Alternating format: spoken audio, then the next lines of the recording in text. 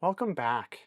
In a previous video, I said that the Vessel ball grip screwdriver is one of the most comfortable screwdriver handles in the market. And that remains true even today. But now, Klein Tools has entered the ball grip arena with their Fastbit Tru-Grip screwdriver, and they've made some wonderful improvements. Quick disclaimer.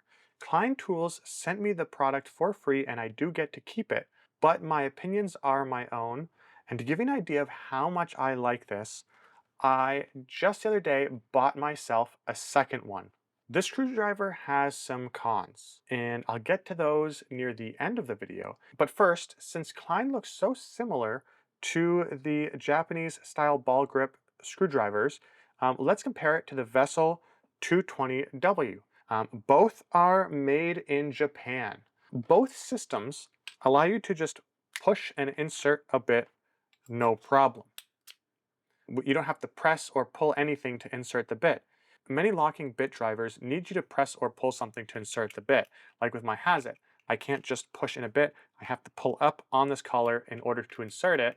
When inserting the bit into the Klein, their passive locking system, as they call it, locks the bit in place. Whereas with the Vessel, it is just friction fit. And although it's pretty good friction fit, you can just pull it out. The Klein is light years ahead. It is super strong. Klein uses 3 ball detents to lock the bit into place. So the best way to show you the ball detents is with a flashlight. You can see one ball detent right there, and as I pull down the collar, you can see it disappear, it sinks in. There you go, there's another view. So ball detent, ball detent, ball detent, so that's the 3 ball detents. So internally, the hole goes all the way to the bottom here. You can see with this long bit here, when I insert it, it goes almost the entire length of the handle internally. But it does have some stops right about here. So when you put in a bit, it does stop it from going forward. The Vessel has some side-to-side wobble. It's very hard to show and it's only in one direction.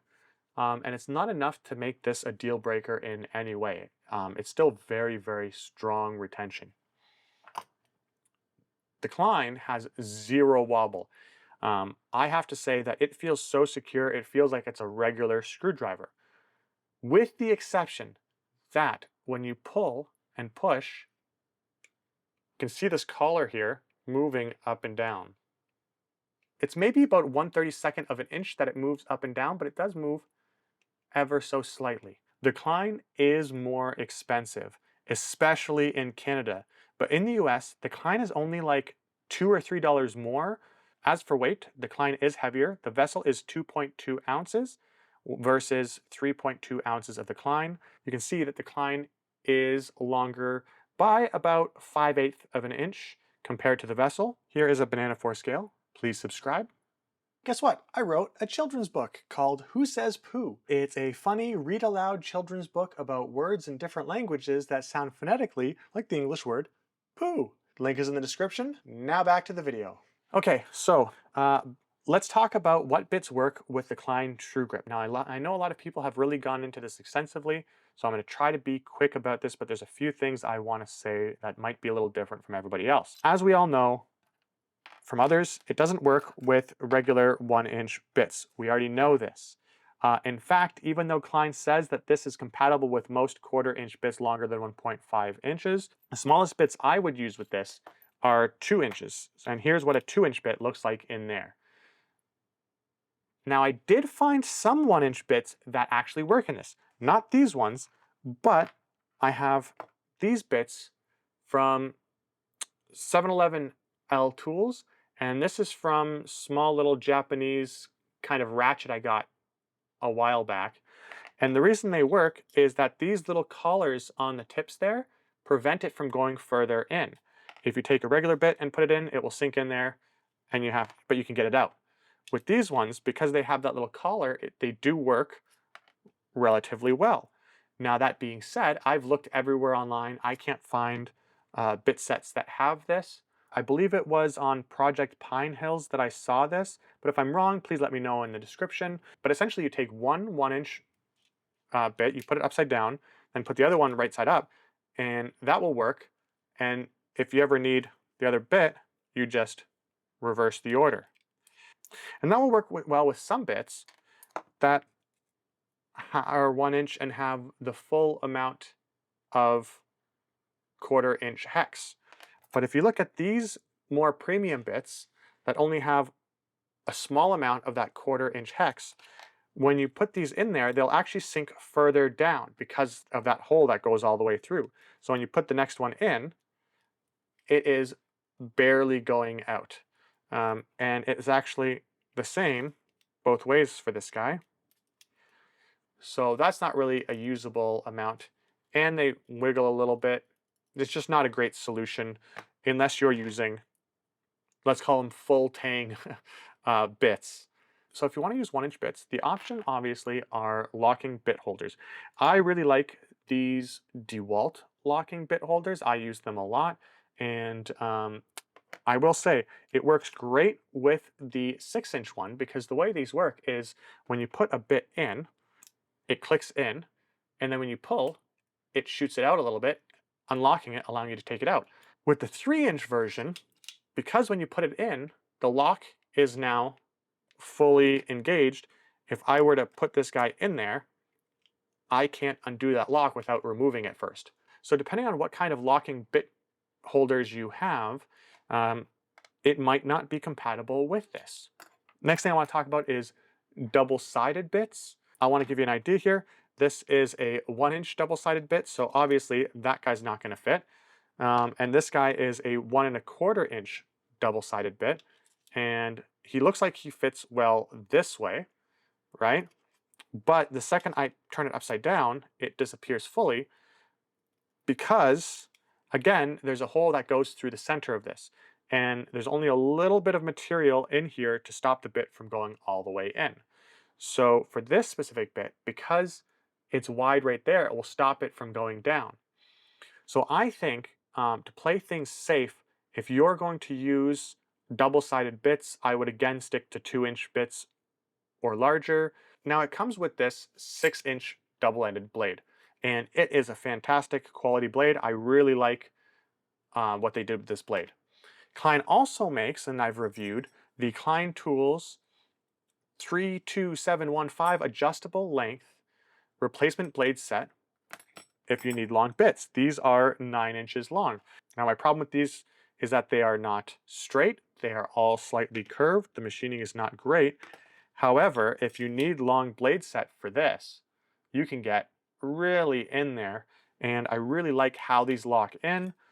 I like that because I have 2 handles, I can have 2 blades and then 1 spare one and really be able to do a lot with just 2 screwdrivers. Now, everybody knows that I love my flip sockets quite a bit. Let's take these all off. If you're using the one that comes with it, you know, you have no problem. All the bits will work just fine, of course, with this. Now, if you get the 2-inch socket adapter and you put that on there, then some bits, like the 5/8 will go and this will come out full, no problem. Same here, right, with the big one. When you go down one size, you'll notice that you'll actually be hitting the edge there. So the tip there of that magnet won't go all the way through. So that is just potentially something to know if you're going to be using the 2-inch bit adapter. Same thing here, won't go all the way through with this one. With this one, we have the same issue. Almost goes all the way through on that one.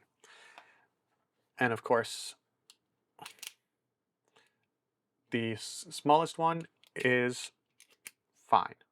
And finally, because of the 3 ball detents in there, you can use the Leatherman bit adapter in every single orientation and it locks. Whereas with the vessel, it only locks in 2. See right there, it's not locking. But then again here. So only 2 of the orientations it locks there. But again, you can just pull it out. Whereas here, it literally becomes a way to turn this non-ratcheting screwdriver into a ratcheting screwdriver, if you want that. So the first con is actually one of the benefits of this new design is the locking mechanism itself. While this part is metal, this little bit right here is plastic. And you can see here that it has some wobble itself. It feels like an okay plastic. It feels strong enough. I would have liked this to be metal. Um, I feel like I wonder if it might break like after a drop or something like that. I doubt it, but it's just one of those things where it would have been nice if this was metal. The next con is that when I'm using it like this, it's great. I love the ball grip screwdrivers, right? Same thing with this guy, right? But this one has the same con. I wonder if you can see it. Where my fingers naturally want to go sometimes, there's no grip on this one. And with this guy right here, well, sometimes I'm happy to screw like this. Sometimes my hand wants to choke up and there's absolutely no grip. This is slick. And then the knurling on here is the opposite way of what you'd want. So I have to really make sure I grip further back in order to get that wonderful ball grip and Klein cushioning that they're known for. I would have loved there to be knurling here, and I would have loved for this to be metal and for there to be knurling on here as well in order to just really be able to get a really good hold on this part. That is such a nitpick, I will be honest. The next con I would say is right now, I can't find any other bits other than this one, other than this double-ended one. I wish that they made a whole line of these so that you could buy, I could buy maybe 6 more, 7 more double-ended bits that are 6 inches long in order to really be able to have more options than just this in the double bit side. Now, I know that I did review these, but these are a little too long, and I know that I can buy my own 6-inch single-ended bits or find double-ended bits online, but it's just such a shame because Klein did such a great job with this bit. I know that's a weird thing to praise them for, but I find sometimes I don't like their bits, and I find this one to be exceptional quality. All right, so the second last con, this bit is not magnetic. That might be a pro for some, but this is not magnetic, so it could be a con for others. This is an easy solve though. This is a little bit magnetizer, demagnetizer that I got from 7-Eleven Tools. And if you just run it along the length of the blade, you can now pick up relatively easy. If you want it to be unmagnetized, you have to do this quite a bit. Just run it along there on the white part, but now it's not magnet anymore. Is it a con? Is it not? That's really up to you. I like magnetic blades. I have nothing in my work that requires a non-ferrous blade. But again, if you buy a bit magnetizer, you have options. For what I think could be the biggest con for some is this mechanism, how it's pull back. Here's my little tool pouch thing that I've custom sewn for myself for some of my tools. And when you put it in some of these, it's fine. But sometimes if you're not paying attention and you put it in a smaller one, you can see that how the blade came out. Because sometimes when you're inserting it, you can hit it like that on the edge. You can see how it's engaging that. And the blade of your screwdriver can come out. And that is a huge unfortunate con for me. So if you're not careful, especially if you're working at heights with this, and you go to put this away in your tool pouch or your tool loop, and you're not careful, see, like right there, just putting it away, it came out about 1/4 inch. So you go to put it in one time, boom, fell out. So you have to be really careful when you put this away in a tool loop that it's not going to scrape on the edge. And that is a con I haven't seen anybody talk about.